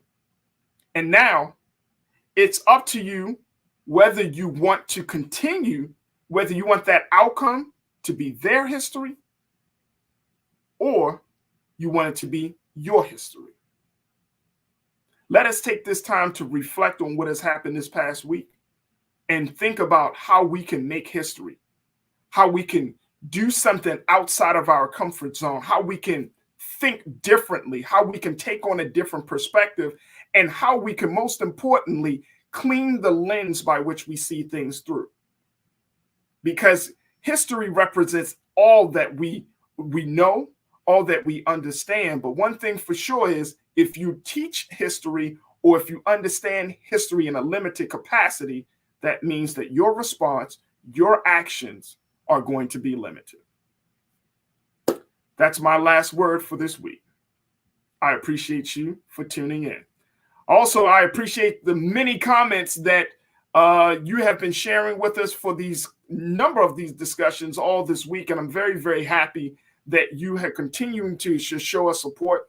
And it just forces us, and it just forces us to make sure that we're doing the right thing, that we're on the right track. I see so many conversations happening in the chat on both our YouTube and our Facebook page. So many of us are discussing pertinent issues. But let me just share this with you. And I'm going to just give you a little bit of things, something to look forward to, a little trailer of what to expect. This is not going to just be a platform to discuss things. My hope is that this will serve, and I'm saying this as being the culture, will serve as a platform that is going to activate us. It's going to require us to do something different, and it's going to require us to become more engaged. And I'm going to do all that I can to get that ball rolling.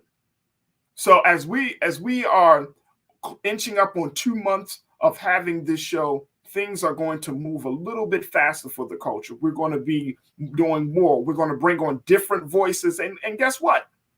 That's required. That's necessary. But I have the vision in my head and I have the focus in my mind that guess what? We can't allow the things to stay the same. We can't just go along to get along. We have to do something different. And that's what the culture is. That's what we represent. And guess what? We could change the culture to be what we want it to be because we have the power because we are the culture. All right, folks, continue to show your support for us on Black Star Network. You can do so at blackstarnetwork.com, and you can support us on all of our, taking money from Cash App, PayPal, Venmo, Zelle, whatever it is. We need your support at Black Star Network. So go to our website at blackstarnetwork.com. If you don't have any money, it's cool. You can just simply tell your friends and family and share the shows with us. But share the shows, put them out there. Let's have conversations about them. You can follow me on Instagram and on Twitter and Facebook at Farajii Muhammad. There's only one Farajii, so there's only that spells it the way I spell it. But you can definitely share all of your thoughts and share with me. And let's continue to build. Let's continue to connect. Let's continue to discuss ideas. Let's not be afraid to bring ideas to the conversation. Let's move forward because I want to see progress just like you want to see progress. And that's what we're doing here with Black-owned media. We're taking the conversations to the next level, and we need your support. So blackstarnetwork.com. All right, my time has been very well spent. Thank you so much for tuning in. Stay tuned at the 6 o'clock hour. My big brother, Roland Martin Unfiltered. Thank you for a fantastic week. Next week, we got some very special guests planned, so I can't wait to share and for you to check them out. But that's how it'll happen in next week. God willing, we will see each other on Monday. As always, never be afraid to challenge what's wrong. Stand for what's right while being yourself in the process. God willing, we'll talk on Monday for another exciting edition of The Culture, exclusively, only here on the Black Star Network. Peace.